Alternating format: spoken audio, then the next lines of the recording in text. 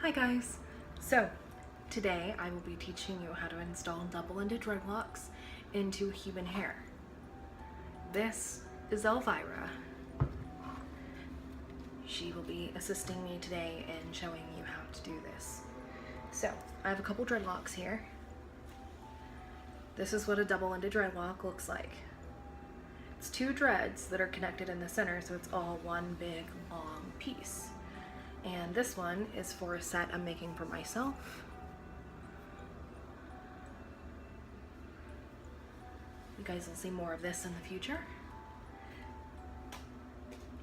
And this is my favorite kind of band to use. Now, these don't break when I've worn my installs for 4 to 6 weeks, depending on the install, on how tight it is, so on and so forth. Now, I have real dreadlocks now, so I don't usually braid them into my hair anymore. And anyway, when I do wear them, there's a whole other method for that, and I will upload the video onto my channel explaining how. But as for right now, I'm going to show you on just undreaded hair how to install them. So, let's get started. Normally I would section out the hair into a bunch of different sections, but since she's not going anywhere and we're not doing her whole head, I'm just gonna grab a small section like this, about inch by inch squares. You split up that section in two, and you use the dread as your third strand in a braid. I have the rubber band ready and set aside. I take these sections and I start braiding. If you need to, clip the other side of the dreadlock out of the way. You can attach it to the head, probably right about here if you need to. However, I'm used to it, so I really don't.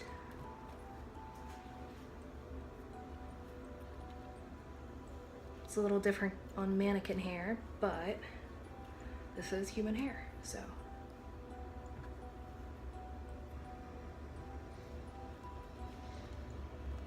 And you see it's just a regular braid.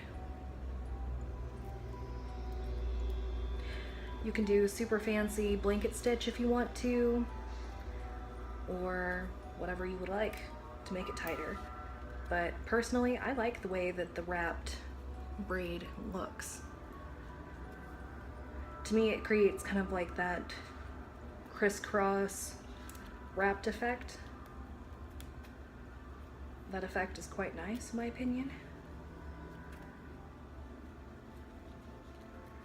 She has long hair, and so another thing to consider when ordering your dreadlocks is when the hair is really long, it's going to require much longer dreadlocks.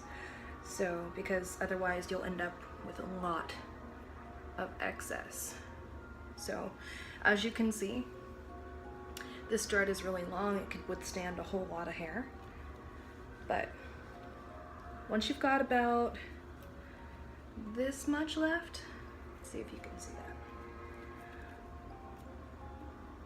Once you have about this much left on the end, you twist it, twist them together. And once you've got them thoroughly twisted to the point where you're comfortable with it, it's starting to like kink up on itself, then you wrap it around the dread. You wrap it around a few times. Make sure you get those ends tightly grasped. Take your rubber band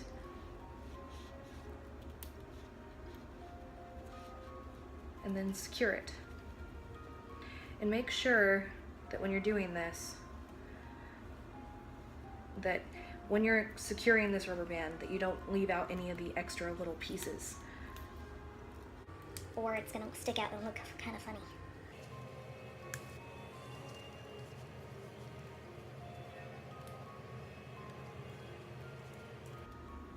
It doesn't have to be perfect necessarily, but the more perfect it is, and you'll get better at it as time goes on. It's not something I expect you to get picture perfect quality at every single time. And even I'm a little out of practice because I haven't been braiding them into my own hair in a while, so. But I am a cosmetologist, in case you can't tell by mannequin head here, but I have quite a few of these. This one is one of my favorites. She has the best quality of hair in my opinion. The shop calls her Sam, but I call her Elvira because, you know, I like to name them just for fun. I've had so many people ask me, what's their name? Anyway, there we go. And then this braid, or this dread, is free hanging. And so this one is face framing. I'll let you see up close. See? And there's our braid. It's a little messy, but this is mannequin hair, and human hair on a human head that's been freshly washed is going to be a little bit easier to deal with. Her hair has been bleached and colored and so on and chemically treated, so it's really, really damaged and it's not as easy to work with. But yeah, this one is a lot better quality than the other mannequins, but that's how you do it. So anyway, I hope this was helpful. If you guys have any more questions, don't be afraid to ask. I'd be delighted to answer them. And again, I found these rubber bands at Sally's. Let's see here.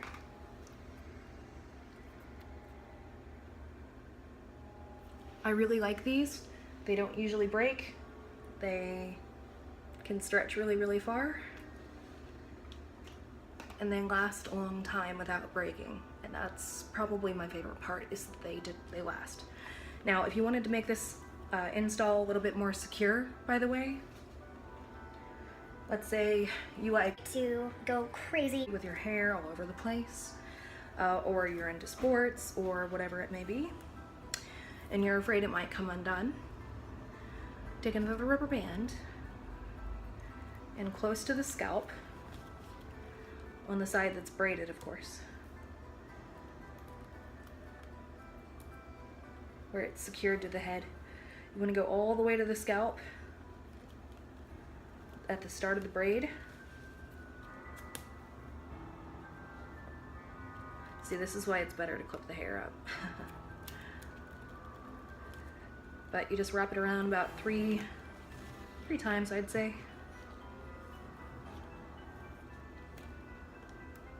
And then you hold it there. And that works much better. So then you don't like the way that feels, so then obviously don't do it. But for me personally, I'm clumsy and I like to wash my hair with my dreads braided in. And so when I did that, I like to have that extra staying power.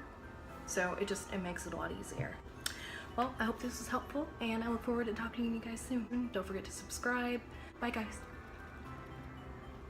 If you thought Elvira was cute, don't be afraid to like, subscribe, and all that good stuff. If you liked this video, found it helpful, or you just thought that Elvira was cute, then feel free to like this video and come back for more. We'll have much more fun stuff coming up very soon. I think I already have recorded my video on how to install woolies into woolies into actual natural dreadlocks, so I'll be happy to upload that very soon, and I hope you find that helpful as well. Don't be afraid to comment below and tell me about what you liked and maybe things that you'd like to see me do next time, and so on.